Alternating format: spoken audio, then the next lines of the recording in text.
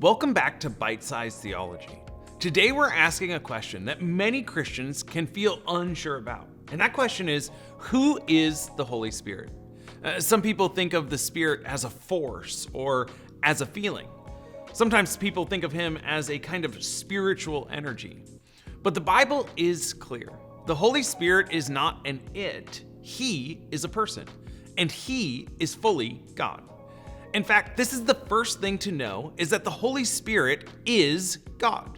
In Genesis chapter 1, we see that the Spirit is present at creation, that he's hovering over the waters. In Acts 5, we see that lying to the Spirit is described as lying to God.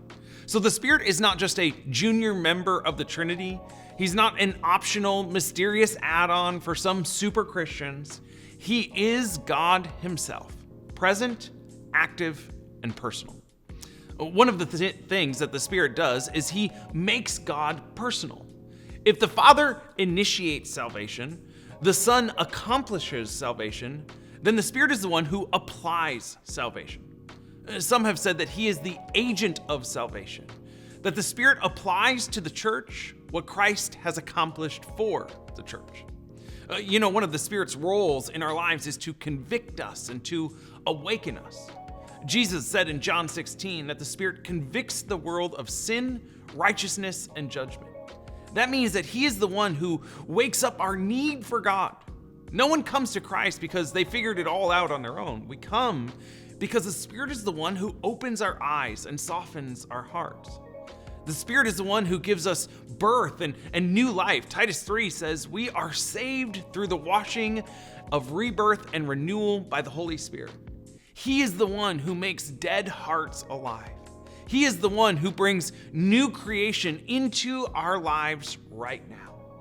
And this Spirit lives within us. One of the most astonishing truths of the Christian faith is that when you belong to Jesus, the Spirit of God lives in you.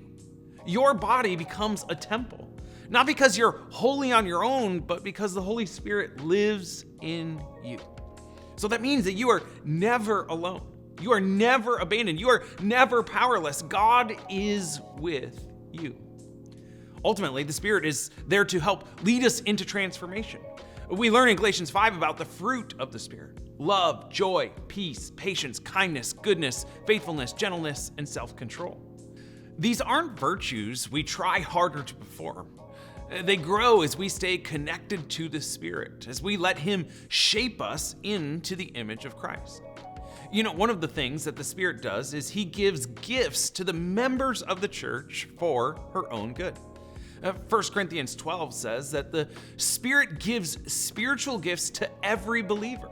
It's not just to pastors or to extroverts or to the super spiritual. No. Every follower of Jesus is empowered by the Spirit for the building up of the church. The Spirit equips us so that the mission of Jesus continues through us.